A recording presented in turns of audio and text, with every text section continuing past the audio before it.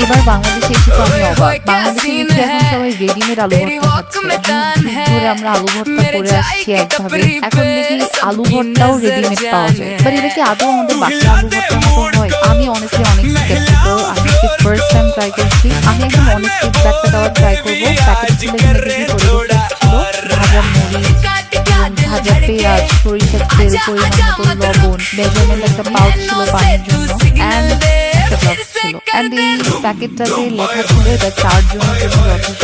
প্যাকেটে লেখা আছে এটা 4 জনের জন্য যথেষ্ট। আসলে কি 4 জন খেতে পারবে কিনা? আমি একটা বাটনা নিলাম, এর মধ্যে ফার্স্টে পটেটো ফ্লেক্সগুলো ঢাললাম, এরপর এখানে পরিমাণ মতো যে লবণটা দিয়েছে সেই লবণটা দিয়ে দিলাম।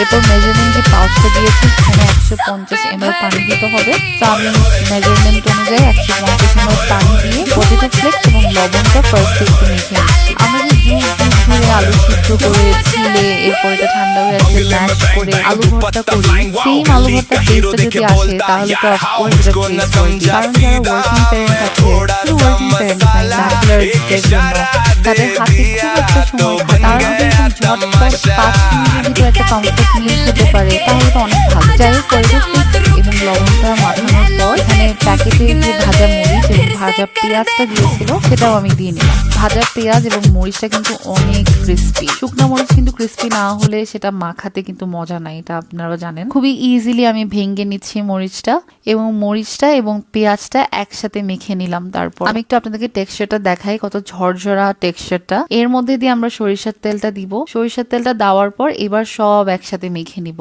এন্ড আই মাস্ট সে এর মধ্যে দিয়ে কিন্তু ভালো একটা গ্রান বের হচ্ছে, সরিষার তেলের ফ্লেভার, শুকনা মরিচের একটা স্মেল, সবকিছু মিলাই আমি কিন্তু মোটামুটি একটা ভালো একটা মিল আশা করছি। আমি খেয়াল করলাম যে ক্রিস্পি পেঁয়াজটা এটা কিন্তু মাখানোর পর একদম কাঁচা পেঁয়াজের একটা নরম টেক্সচারই এসেছে। টু মাই সারপ্রাইজ এটা একদম বাসার আলু ভর্তার মতোই একটা টেক্সচার এসেছে। এন্ড এটা 4 জনের জন্য ইকুয়ালি আমি এখানে ভাগ করে নিয়েছি। এবার টেস্ট করার পালা। আমি একটা আলু ভর্তার বল নিয়ে সাদা ভাত, গরম গরম সাদা ভাত দিয়ে আমি এটা ট্রাই করে নিচ্ছি। প্রথমে আমি লেবু দিয়ে খাইনি, আমি খালি ফার্স্ট একটু ট্রাই করলাম। আমি দেখতে চাচ্ছিলাম এটা খালি কেমন, লবণ ঠিক আছে কিনা, যেহেতু লবণটা ওরা মেজারমেন্ট করে দিয়েছে। আমি যখন ফার্স্ট এটা মুখে নিয়েছি আমি অবাক, বিকজ এরকম প্যাকেটে করে এভাবে রেডিমেড আলু ভর্তা খাওয়া যাবে এটা আমরা কেউ কখনো ভাবি না। অফকোর্স এটা স্টুডেন্টস এন্ড ওয়ার্কিং প্যারেন্টস এর জন্য অনেক বড় একটা বোঝ হালকা করে দেয়, অনেক একটা easy to go meal, and এরকম 5-10 মিনিট একটা কমফর্ট মিল হয়ে গেল। This is